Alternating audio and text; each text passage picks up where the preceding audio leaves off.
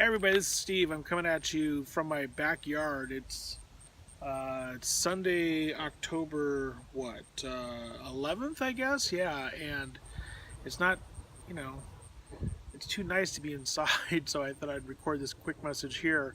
I want to talk about a couple of things real quick. The first thing, and then I have to go deal with my garden. I have to go pull weeds and get ready for winter. The first thing I wanted to mention is I made a slight change to the schedule for this week in terms of the readings. About the space shuttle. We're going to read first. We're going to start with reading the Windsor and the Tufte piece, and then we're going to read the Walter and Gross piece. So it's just kind of a switch of the order. That change has all been made on Canvas. By the way, I don't know about you, but I've been having some problems with Canvas. It won't let me log in, and then I will log out completely and restart my computer, and then I can log back in. I don't know what the deal is, but if you're having similar problems, let me know, because I know that the people in instructional technology are interested in this, because when I tell them that I'm having problems, they're like, oh, well, that's good to know, because we're trying to forward this on to the people in charge of Canvas. So anyways, that's that. The second big thing I want to mention is I met with some folks last week, face to face at the corner. It was a small group, it was just three of us, but we had a good time, and we got to talk a little bit about the first writing project. And I want to just sort of like sum up some of the things that I said to them. And for those of you who weren't there, if you've got questions about it or whatever, just let me know, and we can talk more about it. But so let me just try to like give the shorter version, less interactive version of that. This is the kind of class where typically the assignment is some kind of seminar essay. It's, at the end of the semester, there's some big honking paper that's due, like 15 pages or something. And I kind of got to the point where I wasn't enjoying reading those for all kinds of different reasons, and not the least of which is it's kind of a high stakes essay at the end of the term, and I just didn't like that. So what I've done is I've divided it up into two shorter essays, right? So this first essay is based on some sort of theoretical apparatus from the first part of the class. The second essay will be based on something that we've read from basically the part about rhetorical situation onward. I guess that's week 8 or so. And for the first essay, you'll have a chance to revise it if you want, and that's on the schedule. For the second essay, you won't. Now, a little bit about what I'm looking for here. The first thing I think you should do is not think in terms of something to analyze, but rather some rhetorical theory that we've read, discussed, that you find interesting, that you want to use as a tool to examine something. Because the goal of this assignment is for you to apply some of the things that we've been reading and discussing about rhetoric to some text, some event, some artifact. Okay, so what are some examples of that? Well, a really good example of that is the Parrott essay that we read, because what she did there is she used the canonical concept of memory and invention and well, really invention, and applied it to the sort of a collaborative, inventive process that happens with something like a Google bomb. The essay that we read by Meyer, where he's talking about pathos and how pathos and pity is demonstrated through various charity letters that people write to, persuade you to give them money for their cause. Okay, those are two really simple examples. The stuff that we're reading about the Space Shuttle Challenger this week, more examples of that. So, and in each of these cases, what's going on in those essays is that the writer is using some theoretical apparatus to analyze some event, cultural artifact, text, to make some kind of point about the way that discourse functions. Okay, so that's essentially what you're trying to do with your project. You're trying to create a small essay that could fit into the rest of the class. In other words, imagine an essay that you wrote, that you would write for this part of the semester, where if it was a really, really effective essay, I could actually assign it to illustrate the ways in which you understand as a critic how a theoretical concept works in relationship to some artifact.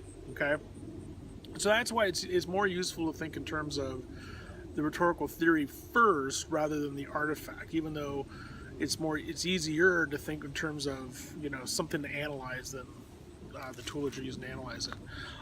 The other big piece of advice I have here is think very, very small, because this is a 7 or 8 page essay, which to me is very short. So you don't want to think in terms of analyzing, I don't know, healthcare in America, because that's too big. You want to think in terms of analyzing one very, very small aspect of it. Maybe an article in the newspaper about healthcare, maybe some sort of congressional action about healthcare. Do you see what I'm saying? In other words, you want to analyze some kind of small event because, like I said, it's a short essay. Now, calendar-wise, I'm looking at my iPad for this. The way this is going to work is we're going to start doing peer review on these essays in week 8. So you need to have a draft of your essay due to share with others essentially by the end of the day on Thursday, the week of October 26th to 30th. So I guess that would be October 29th. And then we'll finish the peer review on that Saturday, which is Halloween. And then a draft will be due to me on November 7th. Okay, so we'll do the peer review stuff during week 8, and you'll hand it in a copy to me at the end of week 9. I'll make comments on these all for a grade, and then you'll have a chance to revise it. If you revise it, if you decide you want to revise it, there's a few basic rules. One is that you only get one chance to revise it. The second rule is that it's due at the end of the term. I think it's due, I'm looking at my calendar here, it looks like it's due, I don't know if I have it. Oh, any revisions are due December 15th. So it's due as basically when the semester closes up. And so that's the second thing. And the third thing is if you want to revise it, then you and I have to have some sort of conversation about your revision plans. In other words, you can't just change it and then just hand it in. You and I need to meet.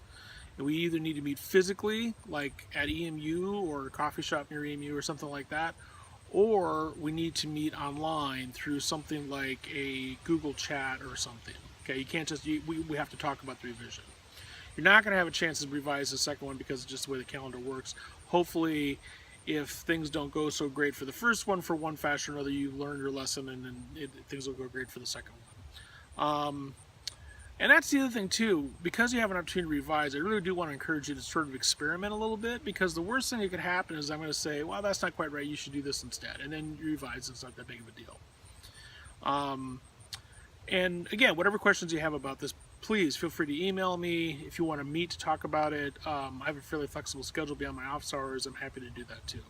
One last thing we mentioned, as long as I have you here in terms of the schedule, sometime at the end of next week, we'll talk about the midterm participation email process. So what I'll ask you to do is I'll ask you to send me an email telling me what grade you think you ought to get for participation and why, and then I will enter into a dialogue with you and I'll respond to that. Remember, the big thing about participation is participation in the online discussion forums, and the key issues there are doing it on time, starting it on Tuesdays and Thursdays, engaging with other people in terms of the dialogue, the conversation, saying smart things about the readings, prompting others to encourage conversation amongst other people in the class and so forth. So you'll make some sort of assessment about what grade you think you ought to be receiving based on your how you think you'll be doing on that.